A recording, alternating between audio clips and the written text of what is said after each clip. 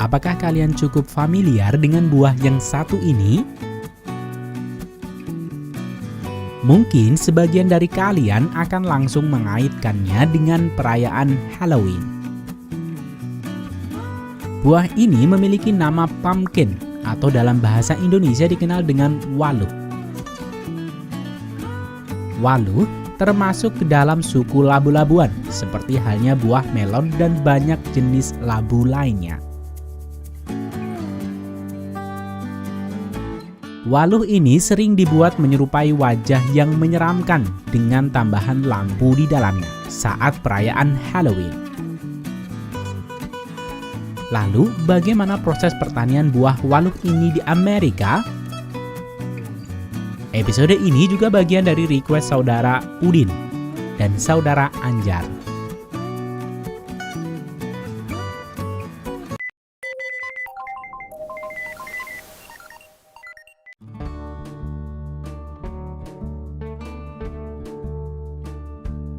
Perlu kamu tahu, ada 100 jenis tanaman yang termasuk ke dalam keluarga labu-labuan dan semuanya enak untuk dimakan. Sedangkan labu yang digunakan dalam perayaan Halloween dikenal dengan nama waluh di Indonesia atau juga labu kuning. Waluh sudah dibudidayakan sangat lama oleh orang Amerika sebagai negara asal buah ini.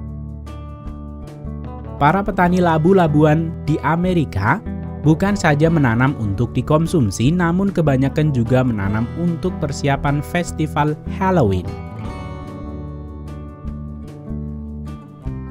Sehingga musim tanam waluh ini dilakukan pada bulan Mei hingga Juni untuk memastikan mereka siap dipasarkan pada awal Oktober. Ada 2 cara yang biasa digunakan untuk menanam waluh ini. Pertama, petani akan menanam biji waluh ini langsung di ladang menggunakan traktor penanam. Sedangkan petani yang lain membesarkannya terlebih dahulu biji ini di rumah kaca. Hal ini berguna untuk meminimalisir kematian pada awal pertumbuhan tanaman waluh ini. Biji-biji waluh ini akan ditanam pada semi-tripod dan diletakkan di rumah kaca untuk sekitar 4 minggu. Jika biji ini sudah tumbuh dan muncul 2 daun sejati, petani akan menggunakan traktor untuk menanamnya di ladang, dibantu oleh beberapa pekerja yang membantu di mesin penanaman di bagian belakang. Bagi petani yang memiliki ladang lebih besar akan menggunakan traktor yang dibantu oleh 8 orang di bagian belakang, sehingga sekali jalan dapat menanam 8 baris sekaligus. Sementara itu untuk petani yang lebih kecil, traktor ini hanya menarik 2 orang pekerja untuk membantu menanamnya. Walau begitu, baik yang dibantu oleh 2 atau 8 orang, mereka memiliki tugas yang sama dan harus menanam bibit ini dengan jarak yang cukup jauh. Hal ini karena tanaman dapat merambat jauh dan waluh dapat tumbuh sangat besar, sehingga mereka membutuhkan banyak ruang.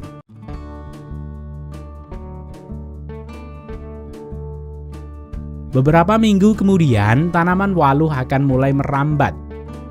Tanaman ini akan merambat seluruh ladang dan setelah 6-8 minggu, mereka akan berbunga. Bunga akan berubah menjadi waluh setelah diserbuki oleh lebah. Petani besar akan membawa koloni lebah pada saat musim berbunga ke setiap pojok ladang mereka.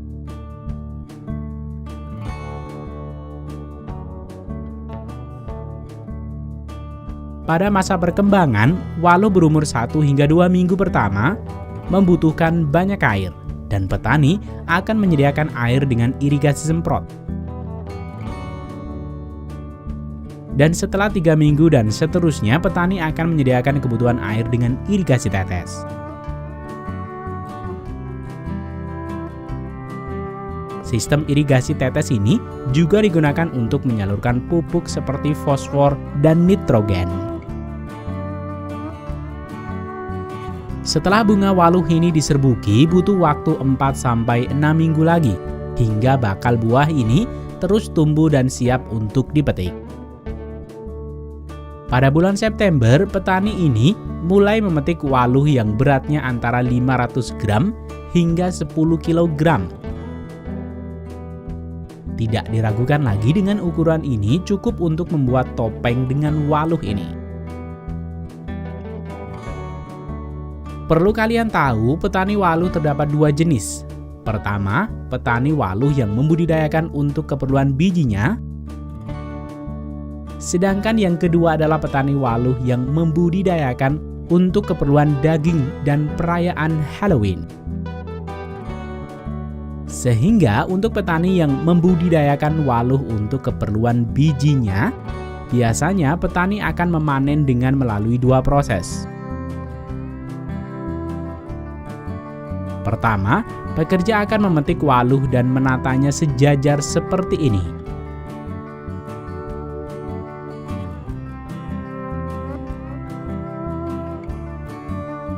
Selanjutnya, traktor pemetik ini akan mengambilnya dengan roda yang berisi paku tajam.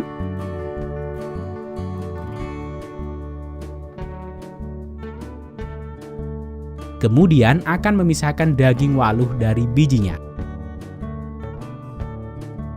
Daging waluh akan dibuang dari belakang mesin traktor ini, dan biji waluh dikumpulkan pada bak penampung. Ketika biji ini sudah penuh, biji ini akan dipindahkan ke traktor pengangkut.